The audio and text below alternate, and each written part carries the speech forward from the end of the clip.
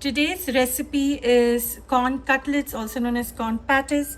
Here I've got around 400 grams of corn. I have used whole corn kernel. I've used the whole can of it.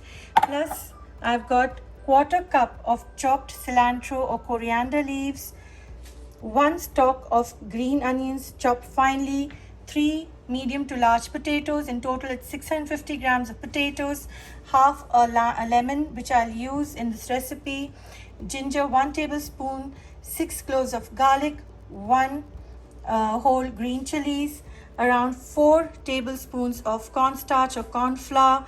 Here I've got 1 teaspoon coriander seeds, about 1 teaspoon of chaat masala powder, quarter teaspoon of red chili powder or as per taste. Here I've got cumin powder around half a teaspoon, plus salt as per taste, and I will also be using 5 slices of bread. If you don't want to use bread, you can also use breadcrumbs, a cup of breadcrumbs, and I will be using some oil for frying these cutlets. So let's start making the recipe.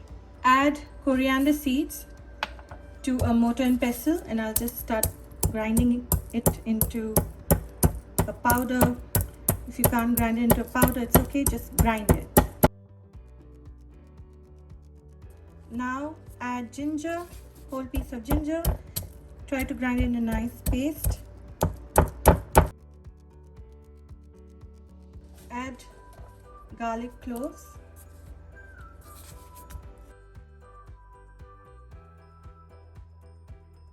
And 1 whole green chili. This paste is ready to use for the recipe. Now let's move on to the corn. To a warm pan, add around half a teaspoon of butter. Once the butter melts, just spread it around. Add whole corn and just saute this corn in this butter for a few minutes.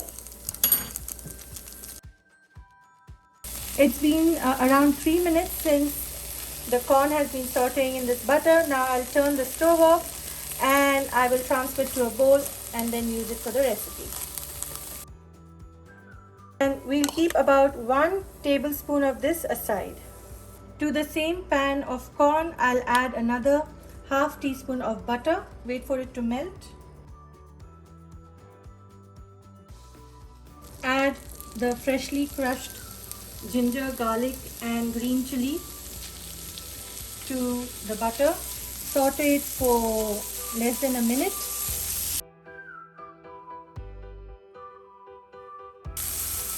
I can get the aromatic flavors of garlic and ginger. It's just fantastic. Now I'll turn the stove off. It's just been a minute. I won't saute it for a longer time because I don't want the ginger and garlic burning with the green chili. So I'll just turn the stove off. I'll keep it aside and let it cool, and then I'll add it to my recipe. Now soak these 5 slices of bread with water, and then we'll squeeze the water out once the bread soaks well in this water.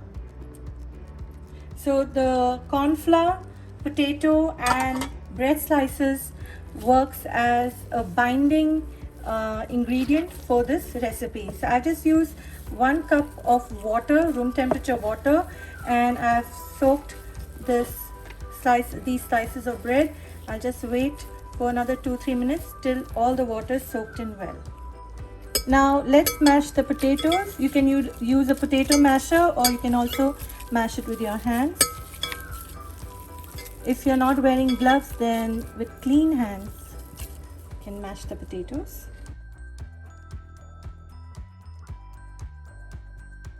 Now squeeze the water out from these slices of bread and add it to the potato.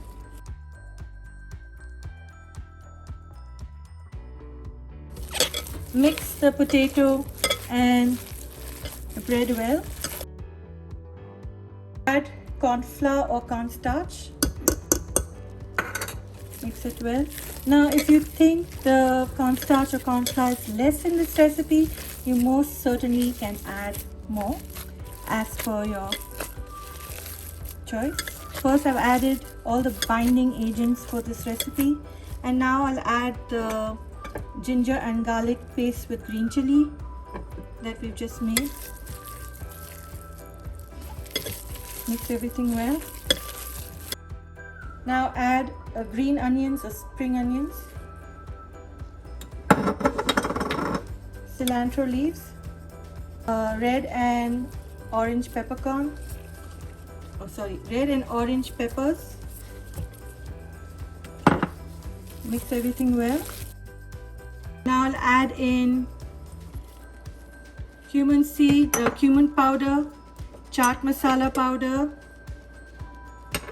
red chili powder and salt. Mix everything together. Now you can taste for salt. After mixing everything, you can fry a little of the cutlet to see if the salt is okay in the recipe or need to add more spices. I'll also add in the lemon. This is around a tablespoon of lemon. Now the sauteed corn, what I'll do is I'll add a tablespoon of it, and the rest of the corn I'll make a paste of it. Mix this in as well. Add corn to a food processor or a blender, whatever you have. Now you can see it's become a nice paste. Now I'll add this to the potatoes. This is the final thing that I'll add to the potato for the corn cutlets. Let's add this corn we just made a paste of. Mix everything well. Now if you want, you can taste for salt like this, or just fry it a little to test it if it's going to break in the oil, as well as once it's cooked whether the salt is good enough for this recipe.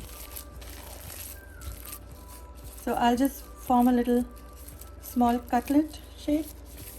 You can make any shape. You can flatten it like this, and then we'll fry it. Let's check if the oil is ready. You can see little bubbles are forming around the edge of the spoon, and this is when it is ready. So here I'm just making a very small cutlet to see if it's going to break, as well as to taste for salt. Now if it breaks, then I'll add in more corn flour, and if you don't have corn flour, corn starch, then you can add in all-purpose flour, 2 tablespoons or as required for this recipe, till you think it's perfectly bound, the whole mixture. Just add a little oil over the cutlet, and let's wait for it to fry. Now if you see some of these things coming out from the cutlet, just remove it if possible. And my flame is on medium high. If you keep the flame on low, then the cutlet will soak in more oil and it won't fry well, and high chances of it breaking. So always try to keep your flame on medium high. Right now my flame is anywhere between 5 to 6. If you have a gas mark on your cooking range, it's 5 to 6. Don't turn it around immediately. Wait for it. You can see on the side. You can see on the sides it's turning a little brown. That's when you wait a bit more longer and then turn it. Carefully turn the cutlet. You can see how beautifully it's cooked here, golden brown. Now we'll wait for this side, the other side to be cooked, and then we'll remove it and taste it for salt. If the salt is good in this recipe, then I'll continue making, shaping the rest of the cutlets into a bigger round.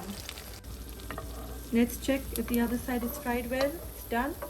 Now I'll just remove it and let it cool down a bit and do a taste test. So the cutlet turned out perfect. The salt was good in it. So I didn't need to add anything, and you saw the cutlet did not break. So now I will be taking just a scoop of it. You can size it according to your liking. So just place it in between your palms. I've oiled my palm with oil and just shape it anyhow you like. You can do it round, you can do it elongated, it's up to you. So here, just take some oil, rub it between your palms like this, then scoop out portion of this cutlet however you want, big or small, and just shape it into a round. I will continue doing all this, and then once the rounds are shaped, I'll start frying it. Now if you want, you can also shape it into a kebab shape, that slim kebab, elongated like this. So if you want to shape it as a kebab, you can do that as well. Let's start frying the cutlets now till they are golden brown. Try to keep some space between the cutlets so that they don't touch each other while frying. The cutlets are very soft, so you need to be very careful while shaping it and putting in the pan.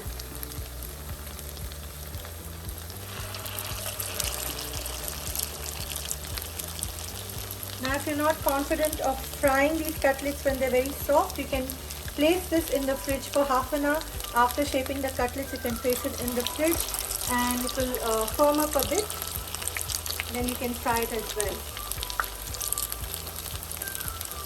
So right now I can only place 4 cutlets, so I'll just let it fry and turn it when I can see the sides turning golden brown. I've made around 14 cutlets, so you can see here, and this also I'll shape well, and the rest in the frying pan. Now you can see it's turned slightly golden brown around the sides of these cutlets, so I'll start slowly turning them, but just pour a little oil over these cutlets while frying so that they cook on the top also before turning them the other way. So very carefully I use smaller spoons and then I will be turning them. Once you turn them, don't move them much because there's still chances of these cutlets breaking. So you see how I use the back of my spoon to turn it, to give it support while turning, and that's what I do. If you have a longer spoon, it's good, but I like using small spoons. Now I'll let this fry. So I've let this fry for about 3 to 4 minutes on each side. So in total about 7 to 8 minutes I'm letting this fry. Like I told you, if there are any pieces separating from this cutlet, please remove it. If you keep it there, it will start burning. So this is almost done, and then I'll transfer this to a kitchen towel to drain the excess oil from it, and then it will be ready to serve with your choice of sauce. It could be ketchup, or you can have mint chutney, coriander chutney. The recipe is on my channel. I will give a link to my raitas and chutneys in the description box below. Now let's check if the other side is done. You can see it's done beautifully here, and my flame all this while has been on medium to high. If you keep it on low flame, the cutlet will certainly break. So always try to keep it on medium high, but don't keep it on high because then the inside of this cutlet will not cook. So medium high, like if you have a gas mark on your cooking range, my gas mark currently is 5. So it can be anywhere between 5 to 6. So now I'll just remove this cutlet. It looks done, and I will place this on a kitchen paper towel. Now I will place this on this. Place the cutlet on the towel and let the oil soak on this, and then I'll let it cool down a bit and we'll enjoy this with our choice of sauce. Here I wanted to show the cutting of this cutlet after it cooled down, but while filming I did not realize my camera battery ran out, so I'm so sorry about that. But please go ahead and try this recipe. It's a really easy, tasty recipe. Please like, share and subscribe to my channel. Please click on the bell icon for notification of my latest videos, and thank you for watching. Enjoy!